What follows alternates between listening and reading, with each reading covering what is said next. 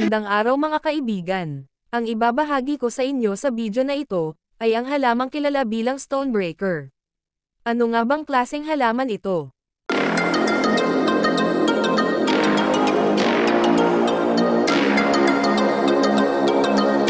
Ang stonebreaker, ay isang uri ng damong ligaw na tumutubo kahit saan. Makikita mo ito sa iyong hardin, sa gilid ng kalsada, sa cornfields, rice fields at sa mga gulayan. Na kadalasan inaalis natin, dahil sa gabal sa tubo ng ating mga tanim. Ngunit ayon sa pagsusuri ng mga dalubhasa, maraming benepisyo ang damo na ito.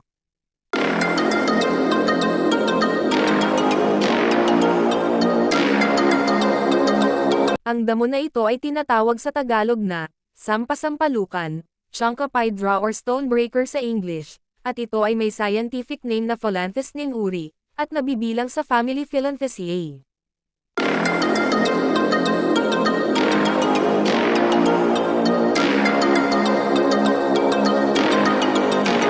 Ang characteristics ng damo na ito, ay mayroon siyang maliliit na dahon na kahalin tulad ng sampalok, at ang mga buto o bunga nito, ay makikita sa ilalim ng dahon, at tumutubo ito saan mang lugar sa Pilipinas.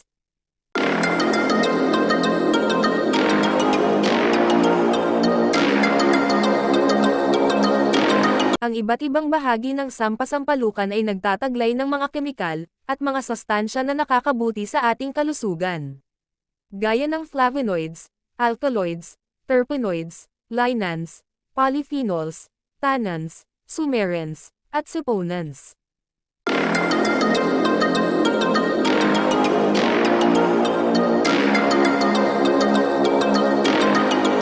Ang dahon naman ng sampasampalukan ay nagtataglay ng phyllanthine, hypophyllanthine, linans niranthine, nertetralan, at photetralan. Meron din ito potash.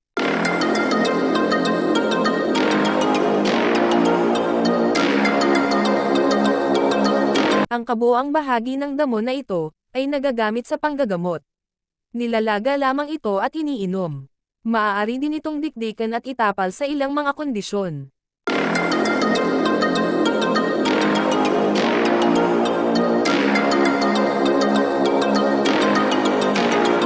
Ang mga sakit na nagagamot ng sampasampalukan, ay ang mga sumusunod.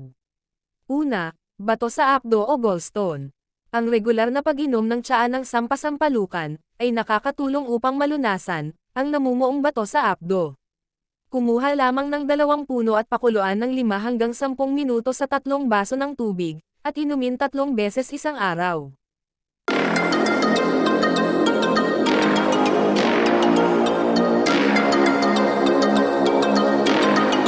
Pangalawa, bato sa bato, o kidney stone. Maaari ding malunasan ang pagbabara ng bato sa pamamagitan ng regular na pag-inom ng pinaglagaan ng sampasampalukan. Pakuluan lamang ang 2 puno, sa 3 baso ng tubig at inumin sa loob ng 3 buwan.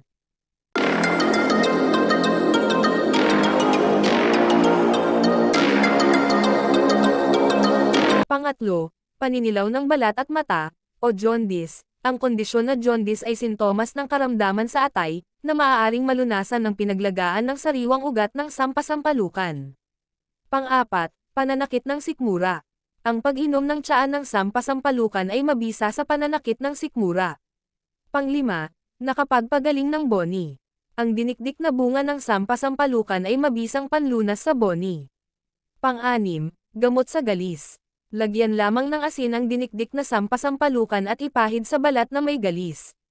Maaari ding panlunas ang dinikdik ng bunga nito.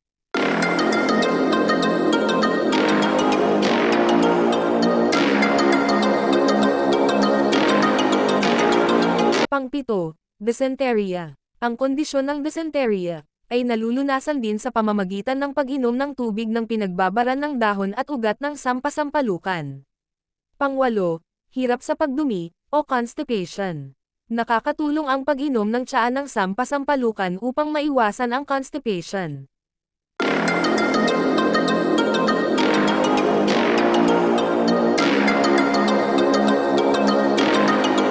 Pang-9, gamot sa ubo.